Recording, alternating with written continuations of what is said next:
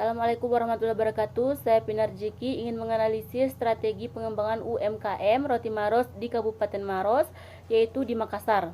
Strategi adalah cara pemimpin bisnis perusahaan merealisasikan filosofinya. Pengertian ini lebih menekankan pada strategi seharusnya berkaitan dengan keputusan besar yang dihadapkan individu atau organisasi dalam melakukan bisnis, yaitu keputusan yang menentukan kegagalan dan kesuksesan individu atau organisasi tersebut. Strategi sebagai suatu alat untuk mencapai tujuan jangka panjang.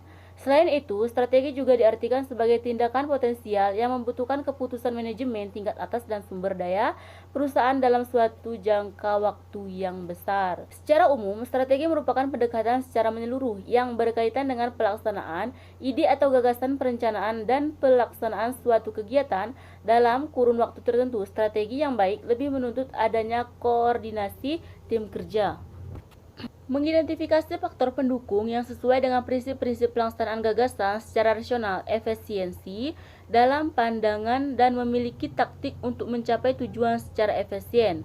Strategi juga merupakan perangkat luas rencana organisasi untuk mengidentifikasikan keputusan yang diambil demi mencapai suatu organisasi atau menjadi tujuan organisasi tersebut.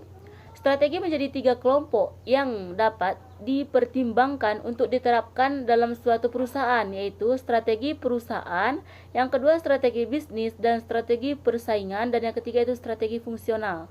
Faktor yang mempengaruhi strategi pengembangan UMKM dalam penguatan ekonomi kerakyatan.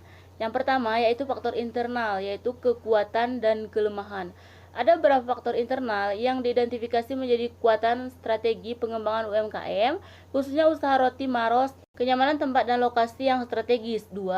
Harga yang relatif terjangkau. 3. Bahan baku yang selalu tersedia. 4. Variasi rasa Roti Maros. 5. Aneka macam produk pendamping yang ditawarkan. Yang keenam, komunikasi dan keakraban karyawan yang terjalin baik setelah diidentifikasi.